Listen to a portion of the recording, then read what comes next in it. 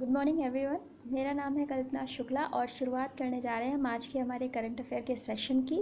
और आज है 2 अगस्त, तो मतलब आपके लिए एक नया महीना शुरू हो गया है और आप जाहिर सी बात है कि इस मंथ में पिछले मंथ का भी रिवीजन करते रहिएगा, अदरवाइज़ आप जुलाई का करंट अफेयर भूल जाएंगे। तो जुलाई का आप रिवीजन करते रहिए और अगस्त पर कंसंट्रेट रखिए। इसके साथ साथ में आप पिछला जो भी है आपने जो जिस भी सब्जेक्ट का पढ़ा है उसे ज़रूर रिवीजन करिएगा। मोस्टली स्टूडेंट्स का यूपी SSC PET का एग्ज़ाम होगा, तो उसके लिए वो पिछले 6 महीने का करंट अफेयर भी रिवीजन कर सकते हैं। स्टार्ट करते हैं हम आज का हमारा सेशन। और सैटरडे को वीडियो नहीं आया था, उसके लिए मैं आप लोगों से माफ़ी मांगना चाहती हूँ क्योंकि मेरी तबीयत काफ़ी ज़्यादा ख़राब थी, इस वजह से मैं वीडियो अपलोड नहीं कर पाई थी। तो फ़िलहाल अब रेगुलरिटी रहेगी, क्योंकि फ़ीवर वगैरह आ जाना ये सब तो नेचुरल है, कभी भी कुछ भी हो सकता है, तो उसके लिए मैं आप लोगों से माफ़ी मांगती हूँ। शुरुआत करते हैं 2 अगस्त का हमारा करंट अफेयर का सेशन। तो पहला जो क्वेश्चन है वो है, केंद्र सरकार ने किस एजुकेशन क्षेत्र में OBC को 27% और EWS को 10% आरक्षण देने की बात यहाँ पर की है। तो यहाँ पर आप देखेंगे कि एक क्षेत्र है जिसमें केंद्र सरकार ने कहा है कि OBC को 27% यहाँ पर आरक्षण दिया जाएगा। इसके साथ साथ EWS को यहाँ पर 10%, जो सामान्य वर्ग में लोग आते हैं जो कि इकोनॉमिकली वीक हैं, उनको यहाँ पर 10% आरक्षण दिया जाएगा। तो ये कहाँ पर दिया जाएगा? मेडिकल के क्षेत्र में ये आरक्षण दिया जाएगा। तो बहुत बड़ी बात है कि मेडिकल के क्षेत्र में यहाँ पर आरक्षण दिया जाएगा। तो जो स्टूडेंट्स मेडिकल की परीक्षा देते हैं उनको भी यहाँ पर आरक्षण मिलेगा। उनमें भी OBC छात्रों को 27% और 10% जो सामान्य वर्ग के इकोनॉमिकली वीकर में आते हैं उनको 10% आरक्षण देने की सरकार की तरफ से बात की गई है। नेक्स्ट क्वेश्चन की तरफ चलते हैं। अगला जो प्रश्न है वो है, केंद्र सरकार ने हाल ही में कितने बाघ रिजर्व को CATAS मान्यता दी है? तो यहाँ पर CATAS मान्यता दी गई है और क्यों दी गई है ये मान्यता, इस पर भी हम चर्चा करेंगे। तो पहले आप जान लीजिए कि कितने बाघ रिजर्व हैं। तो ये कुल 14 बाघ रिजर्व हैं जिनको ये आप कह सकते हैं CATAS मान्यता दी गई है यहाँ पर केंद्र सरकार के द्वारा। अब ये क्यों दी गई है? तो यहाँ पर CATAS बाघों के प्रबंधन के लिए सर्वश्रेष्ठ व्यवहार एवं मानदंड स्थापित करता है कि यहाँ पर मतलब जिनको भी दी गई है ये मान्यता, जिन भी बाघ स्फीयर रिजर्व्स को दी गई है, तो उनके द्वारा बाघों के प्रति अच्छा व्यवहार किया गया, एक उचित मानदंड तय किए गए कि किस प्रकार से हम बाघों का संरक्षण कर सकें। और ये जो एक तय किया गया है कि हम बाघों की संख्या को 2022 तक 2 गुना कर देंगे, उसके भी मानदंडों को किस हद तक ये पूरा करते हैं, तो उसके आधार पर ये मान्यता दी गई है। तो कुल 14 रिजर्व्स हैं जिनको ये मान्यता दी गई है। नेक्स्ट क्वेश्चन की तरफ चलते हैं। जो अगला प्रश्न है वो है, नाबार्ड ने किस राज्य के जिलों में पेयजल परियोजनाओं के लिए 445.89 करोड़ रुपए को मंजूरी दे दी है? तो यहाँ पर ये मान्यता दी गई है, यहाँ पर परियोजनाओं के लिए पैसा दिया गया है, और वो भी कौन सी परियोजनाएं? पेयजल की परियोजनाएं। तो पेयजल जाहिर सी बात है सभी के लिए जल की उपलब्धि, जो हर घर जल नल के माध्यम से उस लक्ष्य को भी पूरा करना है और सभी के लिए शुद्ध जल उपलब्ध कराना है, क्योंकि ये हमारा SDG गोल भी है, तो इसको पूरा करना है हमें। और यहाँ पर नाबार्ड ने हेल्प की है। तो नाबार्ड ने यहाँ पर किस राज्य के लिए इतनी मंजूरी दी है? तो पंजाब राज्य के लिए यहाँ पर नाबार्ड के द्वारा 445.89 करोड़ रुपए को मंजूरी दे दी गई है। तो ये आप याद रखेंगे, इम्पॉर्टेंट है। और आज का आपका जो पहला प्रश्न है वो आपको बताना है कि नाबार्ड की स्थापना कब हुई थी और इसका मुख्यालय कहाँ स्थित है। तो आपको नाबार्ड के बारे में आज जो भी आपको पता है वो आपको एक्सप्लेन करना है। नेक्स्ट क्वेश्चन की तरफ चलते हैं। अगर हम पंजाब में भी यहाँ पर देखें कि कौन कौन से क्षेत्र थे जिनको शामिल किया गया, तो पंजाब के फिरोजपुर, फाजिलका, होशियारपुर और रूपनगर जिलों में। तो ये कुछ प्रमुख जिले हैं जहाँ पर इस योजना को आगे बढ़ाने के लिए, पेयजल उपलब्ध कराने के लिए ये जो नाबार्ड के द्वारा मदद पहुँचाई गई है। अगले क्वेश्चन की तरफ चलते हैं। अगला जो प्रश्न है, भारत ने किस राज्य से पहली बार राजा मिर्च को लंदन में निर्यात किया? और बहुत इंपॉर्टेंट क्वेश्चन है क्योंकि ये जो राजा मिर्च है वो इस राज्य का GI टैग भी है, भौगोलिक संकेतक भी है। तो भारत के किस राज्य ने पहली बार राजा मिर्च को लंदन में निर्यात किया है? यहाँ पर नागालैंड बिल्कुल राइट आंसर है। इसे नागा मिर्च या राजा मिर्च भी कहा जाता है, तो दोनों ही इसी के नाम है। इसको भौगोलिक संकेतक भी दिया जा चुका है, तो महत्वपूर्ण है। नागालैंड भारत के नागालैंड राज्य से राजा मिर्च, जिसे नागा राजा मिर्च भी कहा जाता है। इसे पहली बार लंदन में निर्यात किया गया है और इस मिर्च को वर्ष 2008 में भौगोलिक संकेतक प्रमाणन प्राप्त हुआ था, जो कि आप सभी को पता है 10 वर्षों के लिए दिया जाता है। स्कॉविल हीट यूनिट्स के आधार पर यह मिर्च विश्व के टॉप 5 सबसे तेज़ मिर्चों में से एक है। तो जाहिर सी बात है, आपको पता होना चाहिए कि भारत की भी एक मिर्च शामिल है, जो कि जो टॉप 5 वर्ल्ड की मिर्च हैं उनमें सबसे तेज़ बताई जाती है। नेक्स्ट क्वेश्चन की तरफ चलते हैं। अगला जो प्रश्न है, इनमें से किस देश ने हेपेटाइटिस सी के लिए विश्व की पहली सस्ती और नई प्रभावी दवा को पंजीकृत किया है? तो हेपेटाइटिस सी के लिए यहाँ पर दवा पंजीकृत कराई गई है, जो कि विश्व की सबसे सस्ती दवा है और प्रभावी दवा बताई जा रही है। तो किस देश के द्वारा ये पंजीकृत कराई गई है? तो इस देश का नाम हो जाता है मालदीव। मालदीव के द्वारा ये कराई गई है दवा पंजीकृत, जो कि हेपेटाइटिस सी के लिए है। हेपेटाइटिस सी के बारे में जाने तो इसे साइलेंट किलर कहा जाता है। बहुत ही इंपॉर्टेंट क्वेश्चन है। क्वेश्चन सीधे ऐसे ही बन सकता है कि किस बीमारी को साइलेंट किलर कहा जाता है। तो आपको याद रखना है, हेपेटाइटिस सी जो है इसको साइलेंट किलर कहा जाता है।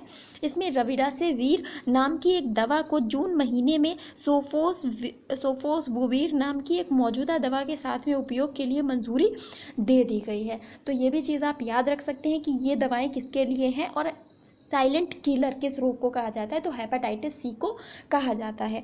नेक्स्ट क्वेश्चन की तरफ चलते हैं। अगला जो प्रश्न है, भारत ने अगस्त 2021 के लिए यूएनएससी के अध्यक्ष के रूप में पदभार ग्रहण किया है और भारत कितने वर्षों तक यूएनएससी का स्थायी सदस्य बना रहेगा? तो यहाँ पर 1 महीने के लिए कुछ ऐसा होता है कि ये अध्यक्ष भी बनाया जाएगा। तो फिलहाल तो भारत इसका यहाँ पर अस्थायी सदस्य बना है, ये भी आप याद रखेंगे, क्योंकि भारत इसका परमानेंट मेंबर नहीं है।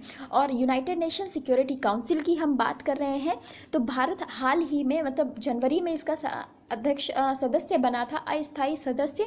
और यहाँ पर अगस्त में इसको रिप्रेजेंट करने की जिम्मेदारी किसकी थी? भारत की थी। तो भारत ने 1 अगस्त से ये अपनी रिप्रेजेंटेशन की जो जिम्मेदारी है इसको संभाल लिया है। तो भारत फिलहाल अब अगस्त 2021 से यहाँ पर इसके रिप्रेजेंटेशन की जिम्मेदारी में आ गया है। यूएनएससी का भारत कितने वर्षों के लिए सदस्य बना है?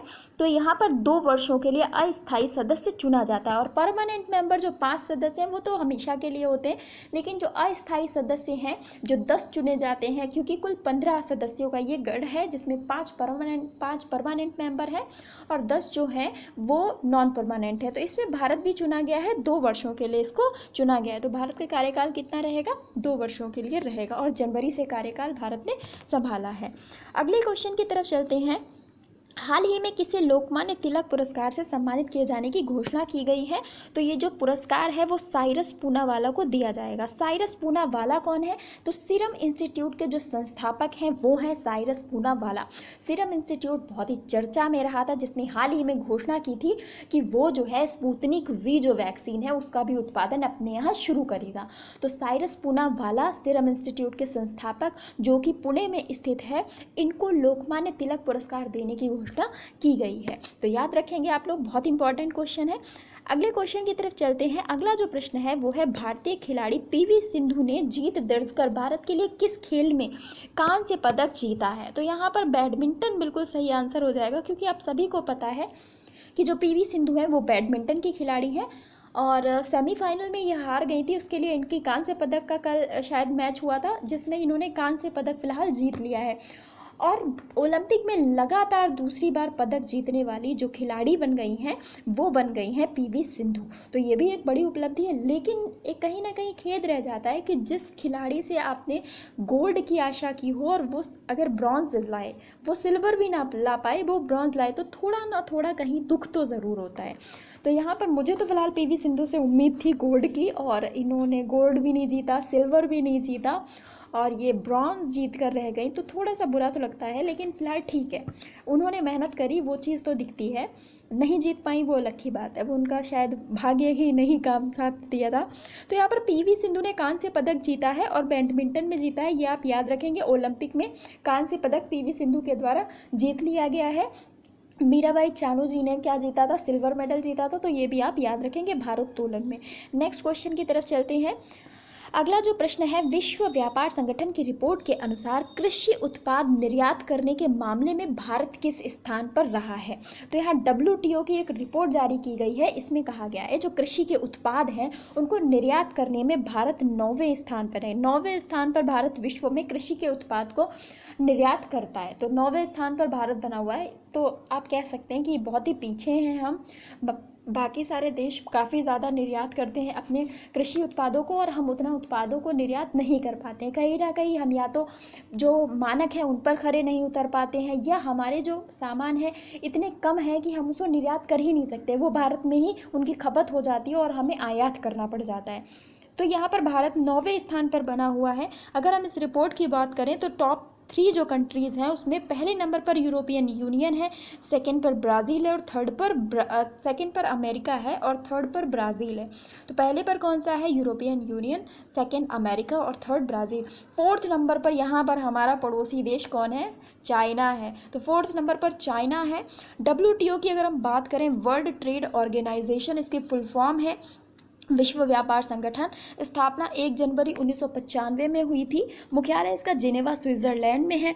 सदस्यों की बात करें तो 164 सदस्य हैं, और महानिदेशक नागोजी ओकोंजो इवेला इनका नाम है। ये WTO के महानिदेशक हो जाते हैं। नेक्स्ट क्वेश्चन की तरफ चलते हैं। अगला जो प्रश्न है वो है, 1 करोड़ फास्टैग जारी करने वाला देश का पहला बैंक कौन बन गया है। तो भारत देश की यहाँ पर बात हो रही है, और फास्टैग आप सभी को पता है कि जब हम टोल क्रॉस करते हैं तो वहाँ पर ये फास्टैग की सुविधा उपलब्ध कराई गई है, ताकि टोल पर बहुत ज़्यादा जाम ना हो सके। क्योंकि आपको पता था कि पहले टोल पर लंबी लाइन लगती थी, और अधिकतर आप कभी अगर त्यौहार में एक शहर से दूसरे शहर जाते हैं और आपको टोल क्रॉस करना पड़ता है, तो जाहिर सी बात है फिर आप 1-1.5 घंटा उस टोल पर रुकना आपकी मजबूरी बन जाता है, क्योंकि वहाँ पर लाइन इतनी लंबी लगती है। तो यहाँ पर फास्टैग की जब से सुविधा आई है, आपको ज़्यादा देर रुकने की ज़रूरत नहीं, आपकी गाड़ी सीधा क्रॉस कर जाती है और आपके अकाउंट से पैसा कट जाता है। तो यहाँ पर 1 करोड़ फास्टैग जारी करने वाला देश का पहला बैंक कौन सा बन गया है? तो इसका राइट आंसर है Paytm payments bank. Paytm payments bank जो है इसका राइट आंसर हो जाता है। फास्टैग की अगर हम बात करें, फास्टैग जिसे RFID भी कहते हैं, जिसका पूर्ण नाम होता है रेडियो फ्रिक्वेंसी आइडेंटिफिकेशन टैग। तो ये मतलब खुद से आपका जब जहाँ पर ये फास्टैग की सुविधा होगी, जब आपकी गाड़ी उसके नीचे से गुजरेगी, तो ये खुद ही अपने आर्टिफिशियल इंटेलिजेंस के माध्यम से यहाँ पर स्वयं से आपके अकाउंट में पैसा कट जाएगा, और आपकी गाड़ी इजीली वहाँ से आपके लिए डोर खोल दिया जाएगा और आप आराम से जा सकते हैं। तो यहाँ पर यातायात की सुविधा को बेहतर बनाने के लिए ऐसा किया गया है। नेक्स्ट क्वेश्चन है, राजीव गांधी ग्रामीण भूमिहीन कृषि मजदूर न्याय योजना, काफ़ी लंबा चौड़ा नाम रखा गया इस योजना का। तो राजीव गांधी ग्रामीण भूमिहीन कृषि मजदूर न्याय योजना किस राज्य सरकार के द्वारा लॉन्च की गई है? तो इसका राइट आंसर है छत्तीसगढ़। छत्तीसगढ़ राज्य सरकार के द्वारा, मतलब भूपेश बघेल जी के द्वारा ये सुविधा दी गई है। जो भूमिहीन किसान हैं उनको 6,000 रुपये देने की बात की गई है यहाँ पर। तो राजीव गांधी ग्रामीण भूमिहीन कृषि मजदूर न्याय योजना छत्तीसगढ़ सरकार के द्वारा लॉन्च की गई है, जहाँ के मुख्यमंत्री कौन हो जाते हैं? भूपेश बघेल हो जाते हैं। और यहाँ के अगर हम गवर्नर की बात करें तो अनुसुईया उइके यहाँ की गवर्नर हो जाती हैं। बहुत इंपॉर्टेंट योजना है छत्तीसगढ़ के अगर सेंस में अगर हम देखते हैं। तो ये था हमारा आज का सेशन। कैसा लगा प्लीज़ कमेंट बॉक्स में ज़रूर बताइएगा, और आज का जो क्वेश्चन है नाबार्ड, उसका आंसर आप ज़रूर करिएगा, और वीडियो को थोड़ा सा शेयर आप लोग करते रहा करिए। Thank you so much.